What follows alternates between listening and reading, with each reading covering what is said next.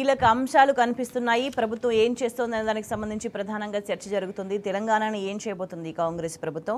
మెయిన్గా RRR alignment వెనక గుట్టు ఒక కొనసాగుతుంది. సో దీని వెనక ప్రభుత్వ ఆలోచన ఏంటి?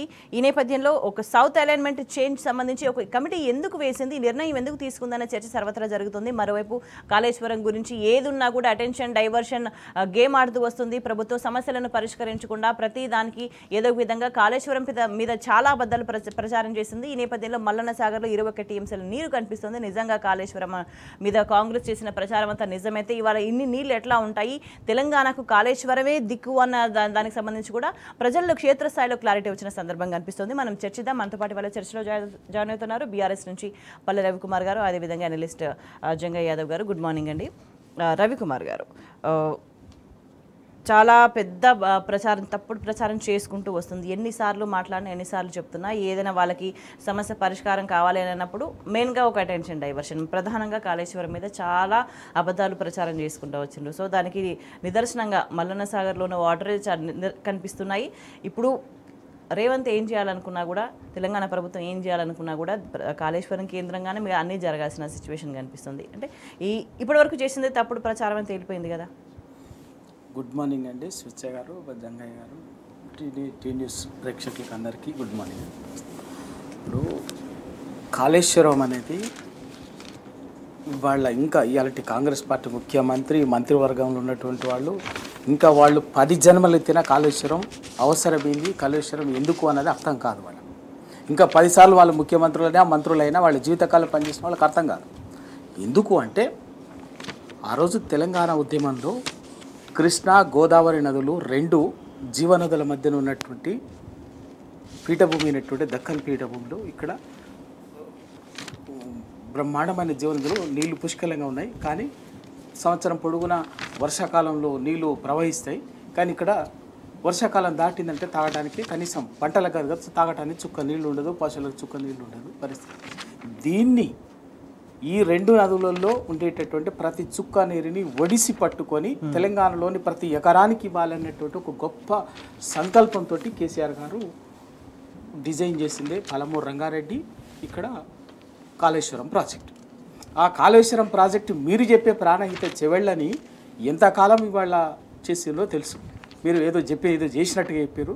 ప్రారంభించి 10 సంవత్సరాలు అయినా కూడా దానికి ఒక్క పర్మిషన్ తీసుకురాలి. ఫారెస్ట్ క్లియరెన్స్ తేలే, ఎన్విరాన్మెంట్ క్లియరెన్స్ తేలే, మీకు ఏది కనీసం ఏది చేయలే. కానీ కాంట్రాక్టులు ఖరారు చేసుకున్నారు, 1000 కోట్లు మింగేసిండ్రు, ఏం లేదు. దాన్ని తగ్గించద వ్యూహాత్మకంగా చేయడం కోసము మహారాష్ట్ర ప్రభుత్వంతో స్వయంగా ముఖ్యమంత్రి గారు అప్పుడు ముఖ్యమంత్రి ఫడ్నవీస్తో కలిసి చేసి ఒకటి వచ్చేసి అందులో భాగంగా మేడిగడ్డ ఒకటి 3 రిజర్వాయర్లు, మేడిగడ్డ, సుందిల్ల, ఇంకోటి 1,00,00,000 కోట్లు. అంటే వాళ్ళ బుద్ధి గక్కడే బయటపడింది. ఇప్పటి వరకు ఖర్చు అయిందే 96,000 కోట్లు. ఈ రోజు వరకు ఖర్చు అయింది 96,000 కోట్లు. 1,00,00,000 కోట్లు తిన్నారు. 1,00,00,000 కోట్లు తిన్నారని ఒక వెధవ అంటాడు, 1,00,00,000 కోట్లు సముద్రం పాలన చేశారని ఇంకో సన్నాసి అంటాడు.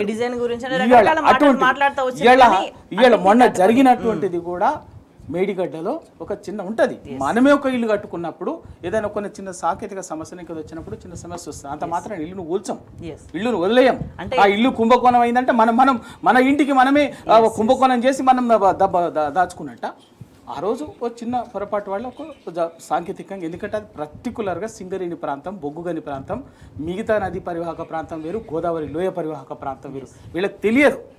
అక్కడ ఉన్నటువంటి భూగర్భంలో ఉన్నటువంటి చిన్న మార్పుల వల్ల ఒక చిన్న సమస్య వచ్చింది, అయిపోయింది. కానీ అయినప్పటికీ కూడా మేడిగడ్డ అనేటువంటి ఒకటి బ్యారేజ్, అది కేవలం 4,000 కోట్లతో ఉన్నటువంటిది. దాంట్లో మొత్తం ప్రాజెక్టు ఇది. అక్కడి నుంచి దాంట్లో ఒక మేడిగడ్డ కాదు, మేడిగడ్డ, సుందిల్ల, అన్నారం, ఈ 3 రిజర్వాయర్లు, వీటితో పాటు కొన్ని 100 కిలోమీటర్ల కాలువలు, 100 కిలోమీటర్ల సొరంగాలు, మళ్ళీ 19 రిజర్వాయర్స్, అందులో ఒకటి వాళ్ళ వాట్ ఎవర్. అంటే ఈ 9 నెలల నుంచి ఏం చెప్తున్నా కూడా కాంగ్రెస్ చెప్తుంది కాళేశ్వరం మీద అన్ని అబద్ధాలని చాలా క్లియర్ అయిపోయింది. నిన్నతోటి నిన్న మల్లన్న సాగర్ ప్రాజెక్ట్ దగ్గర ఉన్నది. ఆ రోజు కూడా మల్లన్న సాగర్ మీద ఎంత యాగి చేయాలో అంత చేశారు. ఆఖరికి దొంగ క్రియేట్ చేసి వీళ్ళే కేసులు వేసి అవన్నీ చేసి అయినా కూడా కేసీఆర్ గారు హరీష్ రావు గారు వ్యూహాత్మకంగా గురించి వాటిని పూర్తి చేశారు. నిన్న 21 టీఎంసీల నీళ్ళు వచ్చినాయి మల్లన్న సాగర్కి. ఎక్కడి నుంచి వచ్చినాయో చెప్పాలి. వాళ్ళ ముఖ్యమంత్రి గారు చెప్పాలి, సాగునీటి పారుదల శాఖ మంత్రి చెప్పాలి. ఇంకా దాని గురించి తెలియక మిడిమిడి జ్ఞానంతో వంకర బుద్ధితో మాట్లాడే ప్రతి సన్యాసిగాడు సమాధానం చెప్పాలి. ఇవాళ మల్లన్న సాగర్లో 21 టీఎంసీల వాటర్ స్టోరేజ్ అయింది. ఎక్కడి నుంచి? ఎల్లంపల్లి నుంచి ఇక్కడి వరకు వస్తున్నటువంటి ప్రతిదీ. ఇవాళ 100 కిలోమీటర్ల టన్నల్స్, 100 మిలిమీటర్ కాలువలు, పంపింగ్ స్టేషన్స్ ఇవన్నీ పక్కకు పెట్టి ఒక మేడిగడ్డలో వచ్చినటువంటి చిన్న సమస్య ఖచ్చితంగా వచ్చిందని సాంకేతికపరమైన సమస్య. ఇవాళ చెప్పట్లే, ఆ రోజే ప్రభుత్వం దాన్ని చెప్పకముందే నేను ఆ రోజే చెప్పిన వస్తుంది ఖచ్చితంగా, ఒక దీర్ఘకాలికంగా దీని గొప్పతనం ఏందో తెలుస్తుంది. ఇవాళ అట్లనే తెలిసింది. ఇవాళ ఎప్పటికీ కాళేశ్వరం అనేది అక్కడ ఒక చిన్న సాంకేతికపరమైన పొరపాటు జరిగింది, సమస్య వచ్చింది, ఉత్పన్నమైంది. అయితే ఖచ్చితంగా ప్రతి మేజర్ ప్రాజెక్ట్ విషయంలో ఏదో ఒక సమస్య వస్తుంది ఎగ్జిక్యూషన్లో. దాన్ని సరిదిద్దుకుంటాం. దాన్ని ఉద్దేశపూర్వకంగా కుట్రబుద్ధితోటి వంకర బుద్ధితోటి ఆ ప్రాజెక్టుని దెబ్బతీసి ప్రభుత్వాన్ని, కేసీఆర్ గారిని అప్రతిష్ట చేయాలనేటువంటి దుర్బుద్ధితో చేసినటువంటి పన్నాగము అది బయట. ఇవాళ ఆ ప్రాజెక్టు మల్లన్న సాగర్ ఎప్పటికీ తాగునీటి కోసం తెలంగాణ, హైదరాబాదుతో సహా తాగునీటి కోసం, సాగునీటి అవసరాల కోసం, పారిశ్రామిక అవసరాలను తీర్చేందుకు కాళేశ్వరం అనేది అద్భుతంగా ఎవరు ఒప్పుకోకపోయినా తెలంగాణకి వరప్రధాని ఎప్పటికీ. ఎందుకంటే జీవనది గోదావరి, 1000 టీఎంసీల నీళ్లు అందుబాటులో ఉన్నది. మనకు హక్కుగా 1000 టీఎంసీలకు హక్కు ఉంది. వాటన్నిటి ఉపయోగించుకునేట్టుగా ఉద్దేశం. వీళ్ళంతా బుద్ధంతా వెళ్ళిందంటే కిందికి వదిలిపేస్తే వీళ్ళు ఎవరి కన్సర్న్లో పనిచేస్తున్నారు.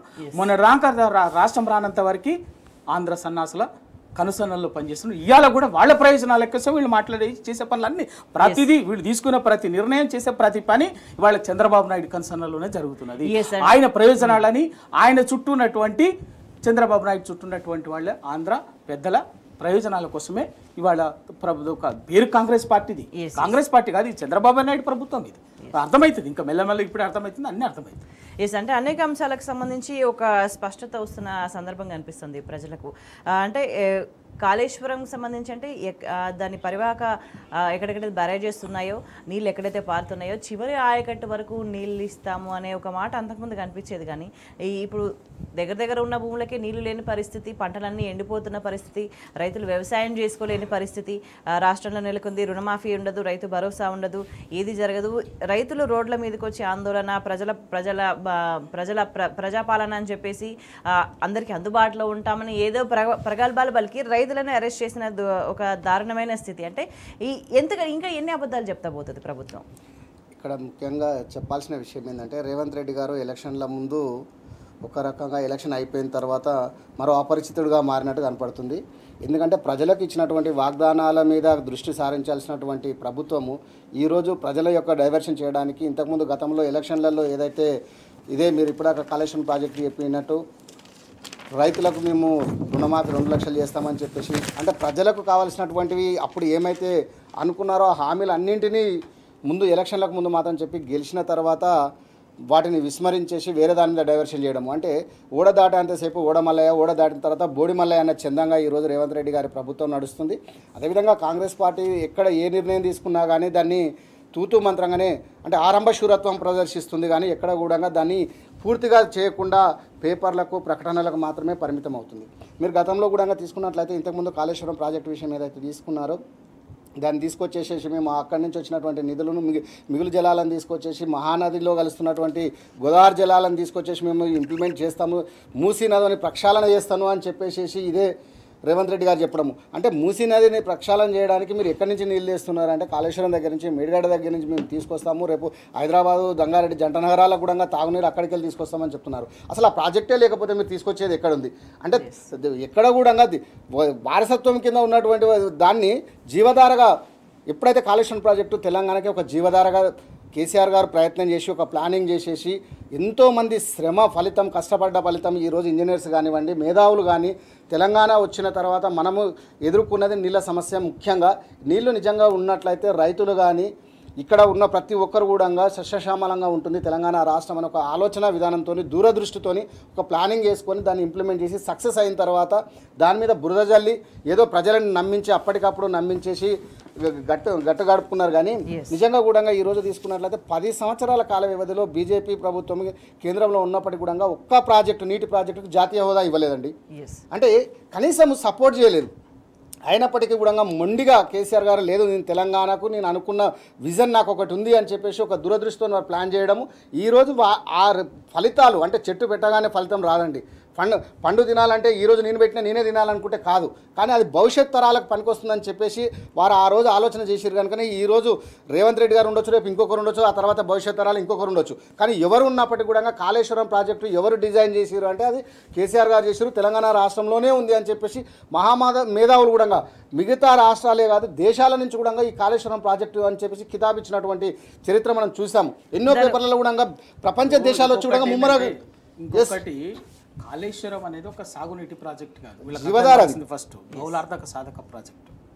సాగునీటి తెలంగాణలో ప్రతి ఎకరాన్ని సాగునీటి ఇవ్వడంతో పాటు ఇంకా వీళ్ళకి అర్థం కాని ఏంటంటే మత్స్య ఫిషరీస్.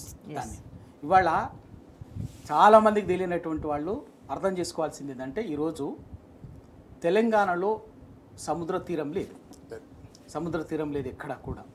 మొన్నటి వారికి కరువు కాటకాలతో ఉన్నటువంటిది సాగునీరు లేక ఉన్నటువంటి తాగునీరు లేక ఉన్నటువంటి ప్రాంతం. ఇప్పుడు ఈరోజు మీరు వెరిఫై చేయమని చెప్పండి, వాళ్ళని వెరిఫై చేసి చెప్పమని చెప్పండి. నేను ఛాలెంజ్ చేసి చెప్తున్నాను, చేపల ఉత్పత్తిలో ఈరోజు తెలంగాణ దేశంలో నెంబర్ 1గా ఉన్నది.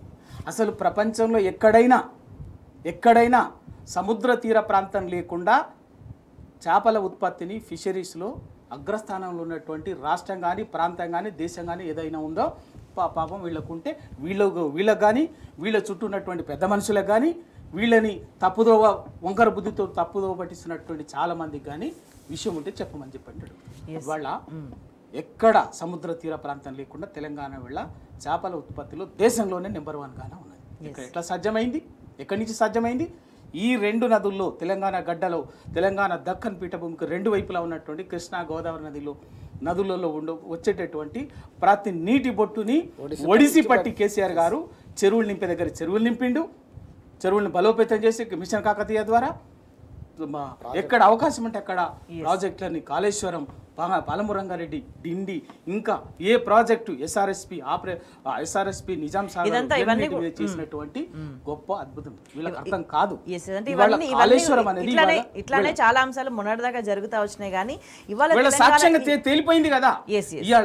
ఇవాళ ఈ రోజు మల్లన్న సాగర్ ప్రాజెక్ట్ మొన్నటి వరకు అడ్డగోలి నోటుకొచ్చినట్టు మాట్లాడారు, కాళేశ్వరం మీద మాట్లాడారు, మల్లన్న సాగర్ మీద మాట్లాడారు, ఎక్కడ అవకాశం వస్తే కొండపోచమ్మ మీద మాట్లాడారు, బస్వాపురం మీద ఎక్కడైనా మాట్లాడారు. తేలిపోయింది, ప్రజలకు అర్థమైంది. ఇంకిత సమీప భవిష్యత్తులో ఇంకిత ఎక్కువగా అర్థమవుతుంది వీళ్ళు చేసే మోసం, వీళ్ళు చేసే దగ, వంచన అనేది ప్రజలకి స్పష్టంగా కళ్ళగట్టిన. ఇప్పుడు చాలా క్లియర్ గా తెలంగాణ మీద ఏ నీడలు డామినేట్ చేస్తున్నాయనే దానికి సంబంధించి కూడా అన్ని అంశాలకు సంబంధించి చర్చ జరుగుతుంది. రవి గారు, రీజనల్ రింగ్ రోడ్ అలైన్మెంట్ మార్పుకు సంబంధించి చాలా ప్రశ్నలు వస్తున్నాయి. నిజంగా గతంలో ఉందని ఇప్పుడు మార్చాల్సిన అవసరం ఏంది, దానికి మళ్ళీ సౌత్ సైడ్ చేంజెస్ కోసం కమిటీ వేసిండ్రు, ఇదంతా ఎందుకు అవసరము? నిజంగా అంతకుముందు ఎవరికి అభ్యంతరాలు లేవు కానీ ఇవాళ ఎందుకు కొన్ని గ్రామాలకు సంబంధించిన ప్రజలు ఎందుకు తీవ్రంగా ఆందోళన చెందుతున్నారు, కొన్ని ఊర్లు మొత్తానికి లేకుండా పోయే పరిస్థితి ఎందుకు వచ్చింది, ఇదంతా ఎందుకు జరుగుతుంది అంటే ఒక పరిధి దాటి విపరీతమైన చేంజెస్ ఉంటే కూడా మళ్ళీ ఉల్టా ఆల్రెడీ అప్పులు తీసుకొచ్చిన విపరీతమైన అప్పులు తీసుకొచ్చిన కానీ ఎక్కడ డెవలప్మెంట్ కనిపించని పరిస్థితి కనిపించింది. ఇన్ కేస్ ఇక్కడ నుంచి దీని నుంచి కేంద్రం తప్పుకుంటే కనుక సౌత్కి సంబంధించి మళ్ళీ రాష్ట్రం మీద భారం పడుతుంది. మళ్ళీ ఎక్కడికి వెళ్ళి తెస్తారంటే మళ్ళీ వరల్డ్ బ్యాంక్కి వెళ్ళి, అంటే ఎటు చూసినా ఇవన్నీ వరల్డ్ బ్యాంక్ అనే మాట మనం గతంలో ఎప్పుడు విన్నాము అనే దానికి సంబంధించి చర్చ జరుగుతుంది.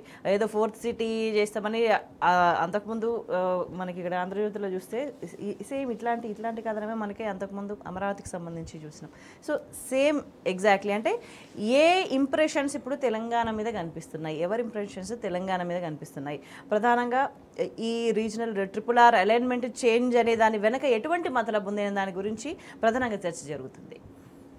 ముందు ఒకటి RRR అన్నది ఏందన్నది ఒకటి ఈ ఔటర్ రింగ్ రోడ్ తర్వాత వచ్చేటట్టు ఇన్నర్ రీజనల్ రింగ్ రోడ్. ఈ రీజనల్ రింగ్ రోడ్ అనేది ఏంటంటే మొత్తంగా 2 భాగాలుగా చేసింది మన కేసీఆర్ గారి హయాంలోనే ప్రభుత్వమే రూపకల్పన చేసింది. దాన్ని ఒకటి సంగారెడ్డి నుంచి చౌటుప్పల వరకు ఒక జోను, నార్త్ జోన్, తర్వాత సౌత్ అది సంగారెడ్డి నుంచి చౌటుప్పల వరకు 158 కిలోమీటర్స్. దాని కాస్ట్ ఆల్మోస్ట్ 14,000 నుంచి 15,000 కోట్లు. రెండవది చౌటుప్పల్ నుంచి మళ్ళీ సంగారెడ్డి వరకు ఇట్లా మొత్తం ఇదంతా కూడా కవర్ చేస్తూ Sagar Vijayawada highway, Sagar Nagarjuna Sagar highway, Kalwakurthy highway, Bengaluru Srisailam, Bengaluru, ఇది వికారాబాద్ రోడ్డు మళ్ళీ ఇక్కడికి వచ్చి కలిపేది ఒకటి. ఇది 189 కిలోమీటర్స్. దీని కాస్ట్ ఆల్మోస్ట్ 15,000 crores. దీంట్లో అప్పటికి వరకు ఏంటంటే నార్త్ పార్ట్ని మొత్తం కూడా అప్పటికే అలైన్మెంటు అంతా కూడా పూర్తయిపోయింది. ఇప్పటికి నాకు తెలిసి ఒక 40-45% భూసేకరణ ప్రక్రియ కూడా పూర్తయింది. ఇక్కడ స్టేట్ పార్ట్ ఏంటంటే అది జాతీయ ప్రాజెక్ట్ కింద టేకప్ చేస్తే, జాతీయ రహదారి కింద టేకప్ చేసి అసలు స్టేట్ పార్ట్ ఏంటంటే భూసేకరణలో ఒక 50% రాష్ట్ర ప్రభుత్వం భరిస్తుంది. అంటే దాదాపు అక్కడ భూసేకరణకి ఎంత అవుతుందంటే నార్త్ పార్ట్లో 4,000 కోట్లు అవుతుంది. ఒక 4,000 నుంచి 5,000 కోట్ల మధ్యలో జరుగుతుంది. ఒక 2,500 కోట్లు అయితే మిగతాది అయిపోతుంది. సేమ్ అట్లాగే సౌత్ పార్ట్లో కూడా ఏంటంటే మొత్తం దాదాపు 189 కిలోమీటర్లు వస్తుంది. భూసేకరణకు 5,000 కోట్లు అవుతుంది. మిగతాది ఇంకొక 10,000 కోట్లు మిగతా దానికి జరుగుతుంది. దీంట్లో కూడా 2,500 కోట్లు స్టేట్ పెడితే సరిపోతుంది. కానీ అదంతా కూడా అలైన్మెంట్ కానీ ఇదంతా కూడా అయిపోయింది. అసలు నార్త్ పార్టీదేమో కేంద్ర ప్రభుత్వం చేసింది టేకప్ చేయడానికి, దానికి సంబంధించిన ప్రాసెస్ జరుగుతుంది. మొత్తం దీనికి సంబంధించినటువంటి ఇది కేంద్ర ప్రభుత్వం ఆల్రెడీ అలైన్మెంట్ డిజైన్ చేసింది రాష్ట్ర ప్రభుత్వం కాదు, కేంద్ర ప్రభుత్వం national highway authority of India వాళ్ళు డిజైన్ చేస్తున్నారు దానికి సంబంధించి. అప్పుడు కూడా మనకు ఎక్కడెక్కడ అంటే మనం పెద్దగా జోక్యం చేసుకోవాలి, కేసీఆర్ గారు కానీ రాష్ట్ర ప్రభుత్వం కానీ. ఎస్ మాకు ఈ ప్రాజెక్ట్ కావాలని ప్రపోజ్ చేసింది, మనము దానికి సంబంధించినంతా కూడా మీకు భూవాలు కావాలంటే మేము చేస్తామని చెప్పేసి చేసి, కానీ దానికి ఒక్క 2 దగ్గర అప్పుడు బస్వాపూర్ రిజర్వాయర్ అట్లా ఎక్కడైతే ప్రాజెక్ట్ అక్కడ వచ్చేటువంటి దగ్గర అలైన్మెంట్స్ని మార్చమని చెప్పేసి నార్త్లో చేంజ్ చేశారు, అయిపోయింది. అట్లాగే ఇక్కడ సౌత్కి వచ్చేసరికి కూడా ఏంటంటే ఈ డిండి ప్రాజెక్టులో భాగంగా ఉన్నటువంటి శివనగూడెం చర్లగూడెం రిజర్వాయర్ ఇబ్బంది అవుతుంది, మునుగోడు కాన్స్టిట్యున్సీ. దీంట్లో దాన్ని దృష్టిలో పెట్టుకొని మార్చండి అని అదొకటి అడ్వైజ్ చేసి స్టేట్ గవర్నమెంట్. ఇవాళ మారుస్తున్నది కమిటీ అని చెప్పేసి నిన్న క్యాబినెట్ వేసింది.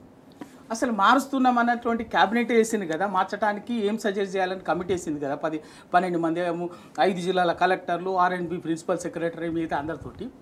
అంతకంటే ముందే డిజైన్ బయటకు వచ్చేసింది కదా, అలైన్మెంట్ మారినట్టు అంతకుముందే వచ్చేసింది కదా. అంటే కేవలం ఈ కమిటీని అడ్డం పెట్టుకొని కమిటీ సజెస్ట్ చేసింది, ప్రజలు అంతా దాన్ని బట్టి చేసినామని చెప్పేసినట్టు ఒక డ్రామా, మోసం, అంత మోసమే. దానికోసం ఇవాళ తీసుకొచ్చారు. నిజంగా ఎందుకు మార్చాల్సిన అవసరం వచ్చింది చెప్పండి. ఏంటి ఇవాళ అలైన్మెంటు మార్చే అవసరం వచ్చింది? ఎక్కడెక్కడ మారింది?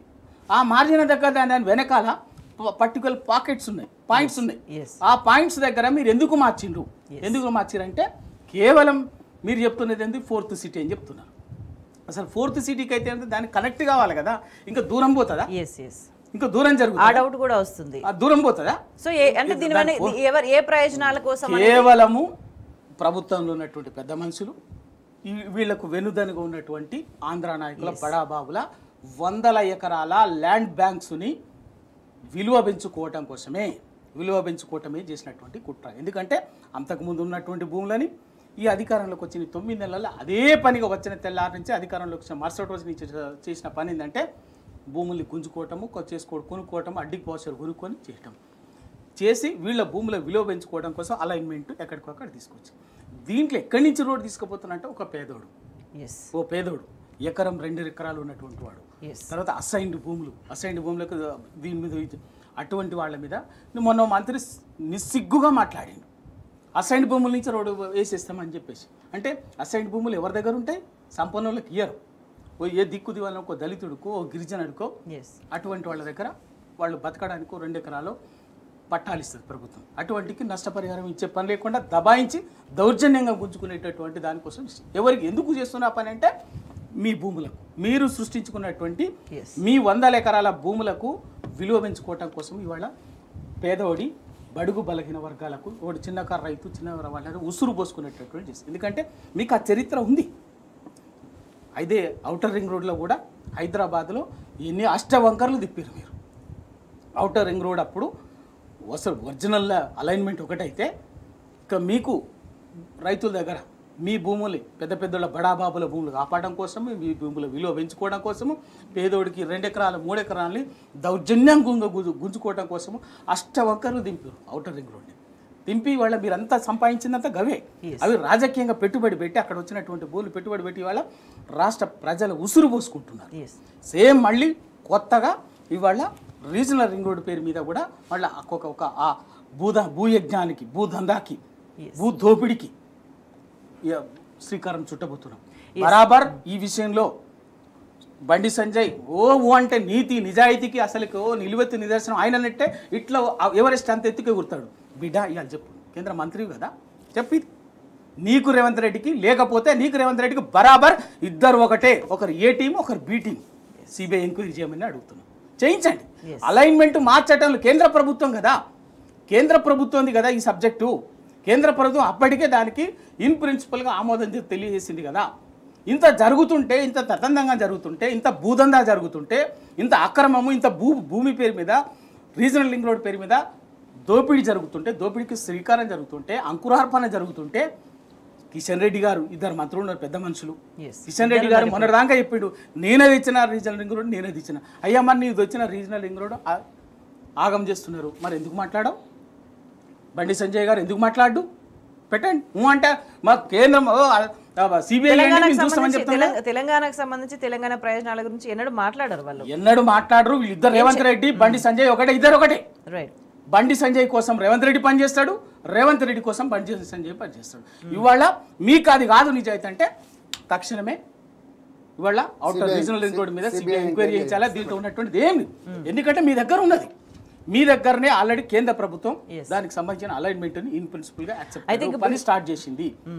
దేనికోసం ఇది అలైన్మెంట్ మారుతుంది, ఎక్కడ మారుతుందో మనకు అర్థమవుతుంది. దేనికోసం మారుతుంది, ఎవరి ప్రయోజనాల కోసం, దాని వెనుకున్నటువంటి బిహైండ్ దట్ ఇంట్రెస్ట్ ఏంది తెలియాలి, ప్రజలకు తెలియాలి. అంటే కండ్ల ముందు కనిపించేది తెలంగాణకు సంబంధించిన ప్రాజెక్టులు, పేరు మాత్రం అట్లా ఉంటుంది కానీ వెనక లబ్ధి పొందే వాళ్ళు ఎవరున్నారు అని అంటే దాని వెనకాల రేవంత్ రెడ్డి వెనకాల చంద్రబాబు నాయుడు ఉంటుంది, చంద్రబాబు నాయుడు ముఠా ఉంటుంది.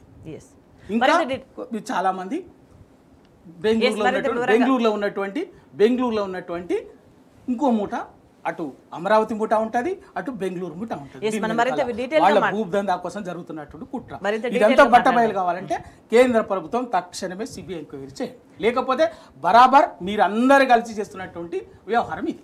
జంగయ్య యాదవ్ గారు, మనకి ఇంతకుముందు అనుకున్నట్టుగానే పైకి కనిపించేది తెలంగాణ థింగ్స్ కావచ్చు, తెలంగాణకు సంబంధించిన ప్రాజెక్ట్స్ కావచ్చు, తెలంగాణకు సంబంధించిన వ్యవహారాలు కావచ్చు, ఏవైనా కానీ దీని వెనక ఎవరున్నారు, ప్రయోజనం ఎక్కడ జరుగుతుందంటే తెలంగాణ ప్రజలకి ఎక్కడ ప్రయోజనం జరుగుతున్న దాఖలాలు కనిపించలేదు.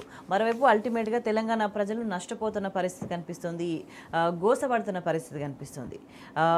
ఇది ఇట్లానే కొనసాగుతా పోతే ఏం జరుగుతుంది రేపు?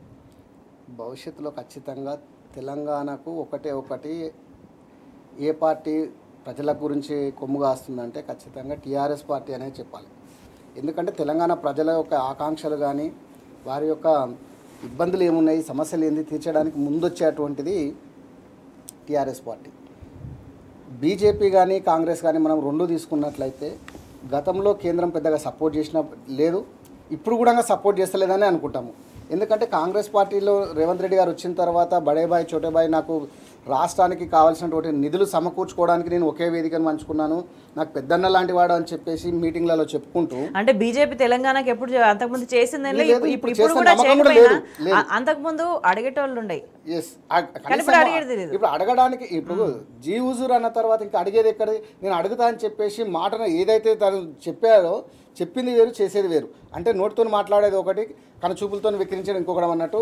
ఎక్కడ కూడా రేవంత్ రెడ్డి గారు ఇప్పటిదాకా అలైన్మెంట్ ఏదైతే మనం 3R అనుకున్నామో దాన్ని మీరు తీసుకున్నట్లయితే ఎక్కడ కూడా ఇంతకుముందు ఇక్కడ మన ఆమన్గల్ రూట్లో తీసుకున్నట్లయితే శ్రీశైలం హైవేలో మనము కేసీఆర్ గారు వచ్చిన తర్వాత వాళ్ళు ఫార్మాసిటీ అని చెప్పేసి దాన్ని కొన్ని వేల ఎకరాలు కొన్ని కంపెనీస్కు అక్కడ అంకురార్పణ జరిగితే ఇదే రేవంత్ రెడ్డి గారు కానివ్వండి, కోదండరామరెడ్డి గారు కానివ్వండి, ఇదే విధంగా కోదండరెడ్డి గారు కానివ్వండి, ఈ పెద్దలందరూ పోయి మేము వస్తే ఖచ్చితంగా రైతులకు అన్యాయం జరిగింది, ఫార్మాసిటీని ఎత్తివేస్తామని చెప్పేసి బహిరంగ మీటింగ్లలో చెప్పడం జరిగింది.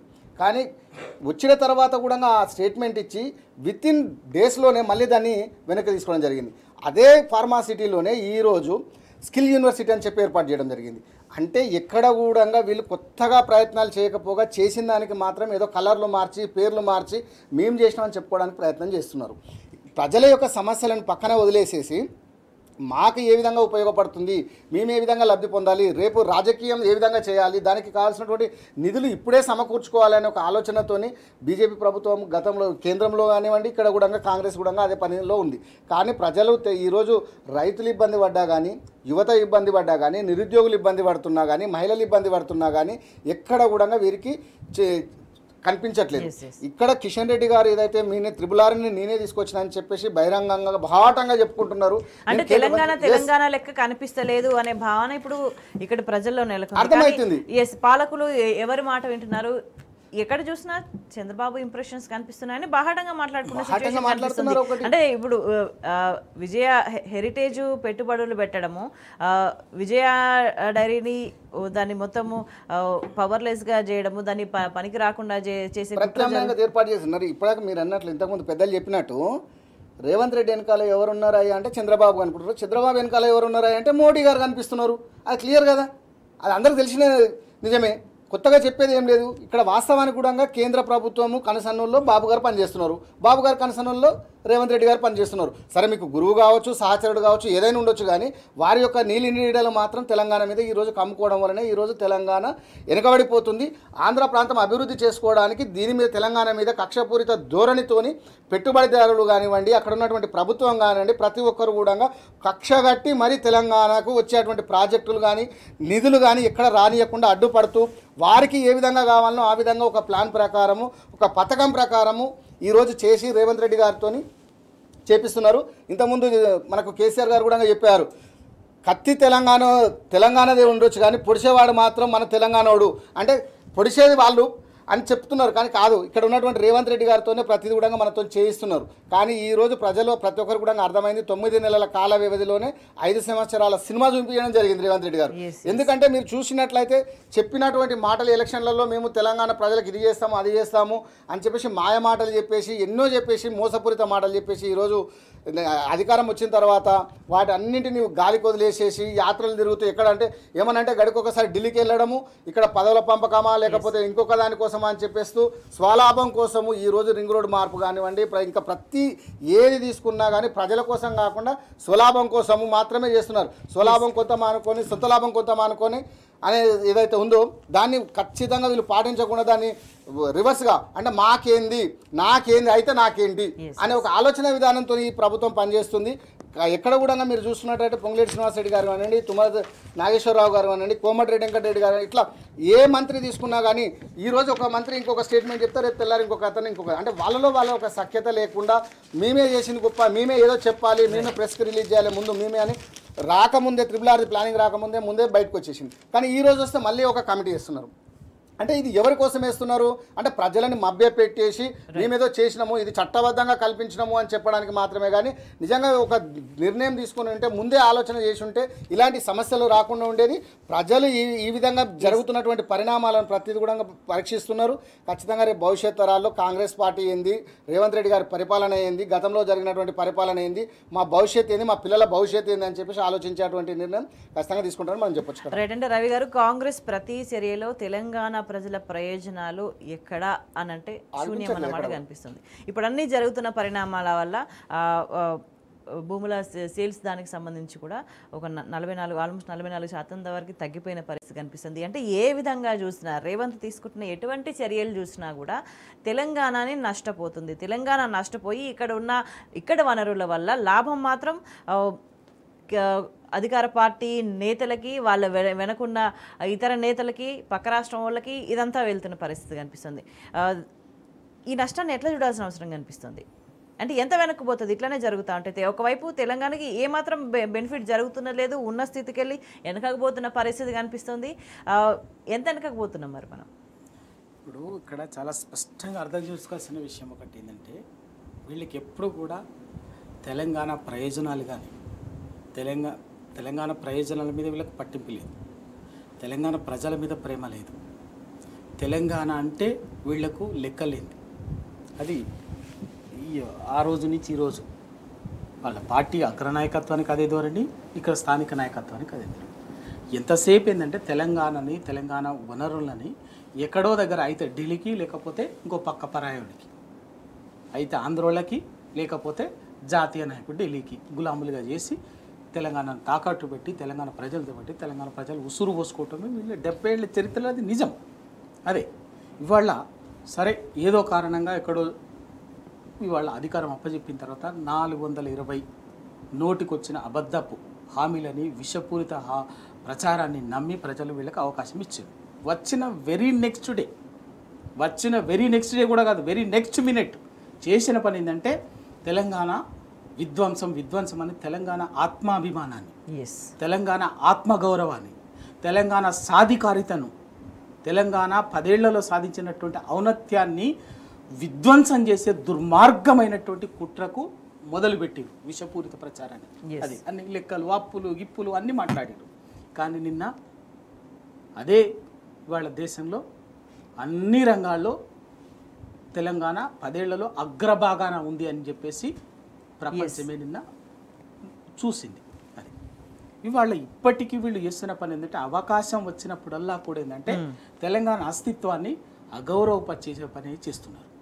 మొన్నటికి మొన్న తెలంగాణ ఎదురుగా, సచివాలయం ఎదురుగా, అమరజ్యోతి ఎదురుగా తెలంగాణ తల్లి పెట్టాలని నిర్ణయించుకొని ఏర్పాటు చేసిన ప్లేస్లోనే రాజీవ్ గాంధీని తీసుకొచ్చి దౌర్జన్యంగా, అసందర్భంగా ఏర్పాటు చేయటం, దానికి ఇంకేదో ఇష్టం వచ్చినట్టు నోరు అడ్డగోలిగా మాట్లాడటం ఒకటి. ఇప్పటికిప్పుడు జరుగుతున్నది ఏంటంటే తెలంగాణ రైతాంగానికి, తెలంగాణకి విజయ డైరీ అనేది ఒక అద్భుతమైనటువంటిది, ఒకటి ఎప్పటి నుంచో ఉన్నటువంటి. అంటే సమైకాంధ్ర పాలనలో చంద్రబాబు నాయుడు గారి హెరిటేజ్ కోసం గతంలో వీళ్ళు దాన్ని చేసినటువంటిది విజయ డైరీని ఎంత ఆగం పట్టించాలనో, ఎంత నష్టాల బాటలు నడిపించారు. అయినా కూడా ఏం చేస్తారు, తెలంగాణ వచ్చిన గతంలో కాంగ్రెస్ పాలనలో తెలంగాణ పరిస్థితి ఎట్లా ఉండేది అనే దానికి సంబంధించి అప్పటి వాటన్నిటి కూడా వాళ్ళు గుర్తు చేసుకుంటున్న పరిస్థితి కనిపిస్తుంది. ఈ 9 నెలల ఈ కాలం గడిచిన తర్వాత కూడా ఎటువంటి పరిస్థితులు వచ్చినాయి, మళ్ళీ తెలంగాణకి ఎట్లా నష్టం జరుగుతున్నది క్షేత్రస్థాయిలో ప్రతి ఒక్కటి రియలైజ్ అవుతున్న సిచ్యువేషన్ కనిపిస్తుంది. సో ఇదే కనుక ఇట్లానే కొనసాగితే తెలంగాణ ప్రజలు నిజంగా ఇప్పటివరకు వచ్చిన రివోల్ట్ మనం చూస్తూ ఉన్నాం. ఎంత మేరకు బయటకు వచ్చిన ఏం చేస్తున్నారని చూస్తూ ఉన్నాం. తిరగబడుతున్నారు, ప్రశ్నిస్తున్న సిచ్యువేషన్ కనిపిస్తుంది. మరి తీవ్ర స్థాయిలో నష్టం జరిగినప్పుడు మరి తెలంగాణ ప్రజలు ఏం చేస్తారు, తెలంగాణ సమాజం ఎట్లా రెస్పాండ్ అవుతుంది అనేది త్వరలోనే చాలా క్లియర్గా అర్థమవుతున్న సిచ్యువేషన్ కనిపిస్తుంది. చర్చలో పాల్గొన్న రవి గారికి, జంగయ్య గారికి ధన్యవాదాలు. That's all for the stadium.